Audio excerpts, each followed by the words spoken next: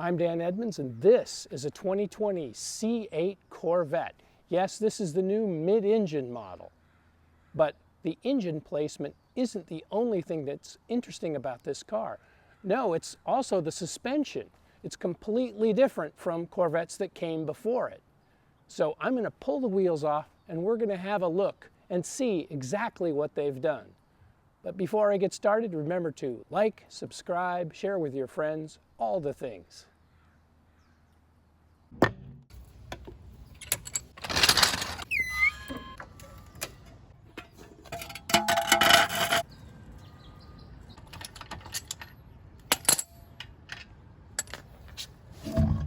Check that out. Already we can see something that we haven't seen on a Corvette before, and that's this coil spring. Previous Corvettes have had transverse composite leaf springs that sat low at the bottom. You didn't see a spring like this when you took off the wheel. With the wheel turned, it's a lot easier to see this coil over spring.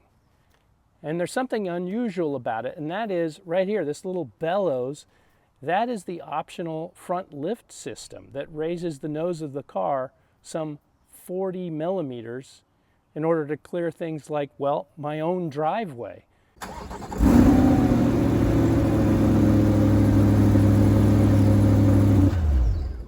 You can tell the car to remember a location and it'll store up to 1,000 points. And next time you arrive at that spot, it'll automatically lift the car.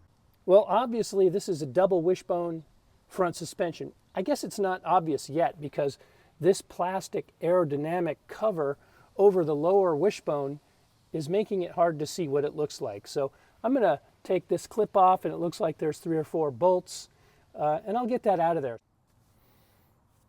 That's so much better. Now we can clearly see the lower wishbone and the upper wishbone. Because the bulky transverse composite leaf spring is history, the C8's lower wishbone can have a much more distinct L shape. And this helps both ride and handling because each of the 2 inner pivot bushings can be more specialized. The rear pivot bushing, the one on the right, is more or less in direct alignment with the lower ball joint and the tire contact patch. That means it's going to carry the brunt of the cornering loads, and its bushing can be optimized to handle that. The bushing at the front, the one on the left, is more about bracing the suspension in the fore-aft direction and absorbing the longitudinal component of sharp impacts such as pothole strikes or maybe track day curb hopping. For that, you want a little bit more softness, some compliance, and you can do that here because the cornering loads are going through the rear bushing. This balance wouldn't be so cut and dried if this was a more symmetrical A-shaped arm. This, of course, is the stabilizer bar and its pivot bushing. The link is interesting, the way it attaches to the lower wishbone in here. So here is the lower control arm from its inner pivot to the ball joint that attaches it to the knuckle. This is where the stabilizer bar link is attached. The actual ball and socket is over here.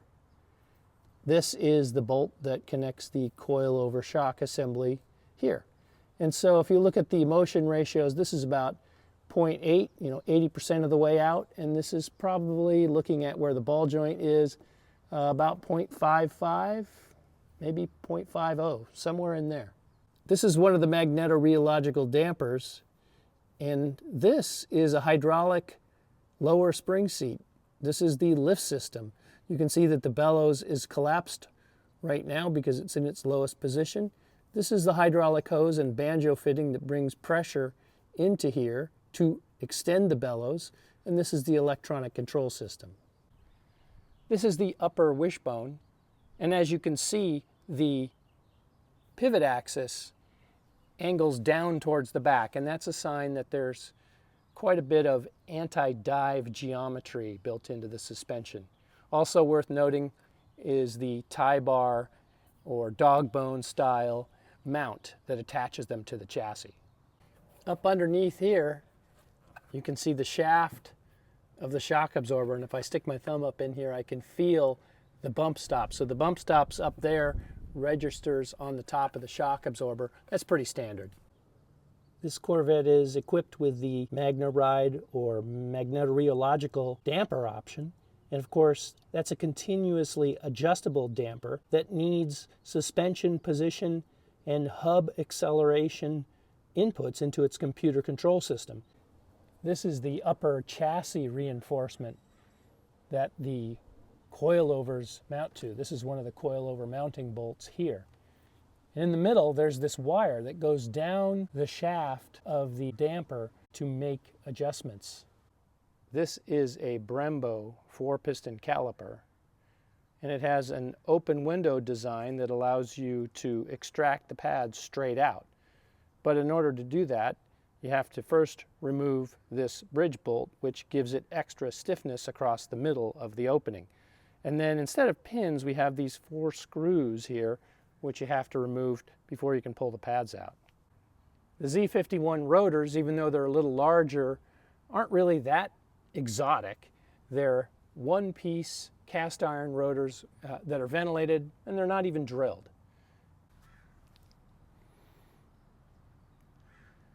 Well, I've had to take a break here. It started to rain on me, so I've hidden all my tools, gotten things under the eaves a little bit. Well, that's about it for the front, but I think there's more of interest at the back, and I better get going before the rain comes back.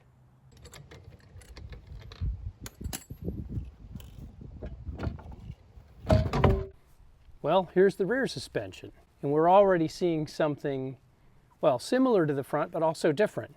Coilover springs back here as well. No transverse composite leaf spring like the C7 and Corvettes before that. Upper wishbone mounted with tie bars or dog bones, whatever you prefer. The other thing that's interesting is we do see the manually adjustable spring seat here that Z51s are supposed to have on all 4 corners, but of course, since ours has the hydraulic lift, we only see them here in the back. This is the rear knuckle, and of course, this is where the upper control arm mounts. This here is the shock absorber, and this is the lower end of it, right here where my hand is. This bolt that we see going through the stabilizer bar link also attaches the shock to the knuckle or the upright right up near the top, and that leaves room for the drive axle to pass below it. Everything has a 1-to-1 motion ratio. The stabilizer bar, the shock, and of course the spring is a coilover, so it's the same as the shock. All 3 of them are bolted with the same bolt, no less, to the upright directly. And if they're bolted directly to the upright, well, then they have a 1-to-1 motion ratio with respect to wheel motion.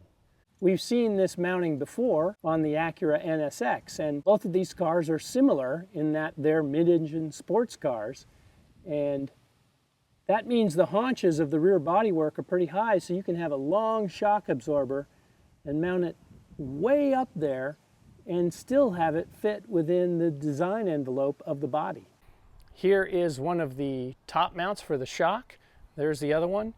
And you can see how much higher these are than even the top of the engine. And each one has a control wire which goes down the shaft of the magnetorheological dampers to the magnetic coil.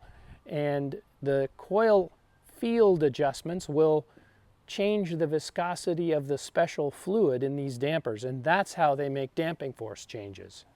This is indeed a double wishbone rear suspension, but get a load of the lower wishbone. Look how far forward the lower ball joint is. It's well forward of the axle. So what do I make of all this? Well, the extreme forward position of this ball joint lines up almost exactly with the inner pivot bushing of this forward leg. And that tells me that the cornering loads are going to go primarily into here, whereas the longitudinal component of pothole strikes is going to travel through this diagonally oriented rear leg and into this bushing, which is bigger and probably a little bit softer so that it's better optimized for that job.